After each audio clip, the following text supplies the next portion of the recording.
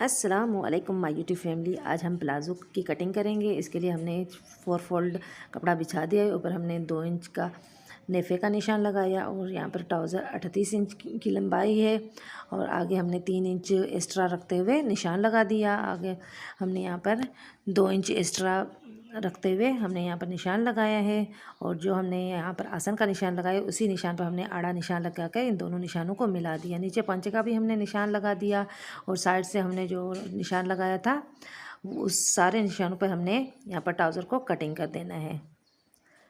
Side سے ہمارے پاس جو کپڑا بچا ہے وہ ہم اوپر میانی لگائیں گے، تو کپڑے کو یہاں ہم کھول دیں گے اور یہاں پہ ہم نے 4 کلیاں کٹنگ کرنی ہیں۔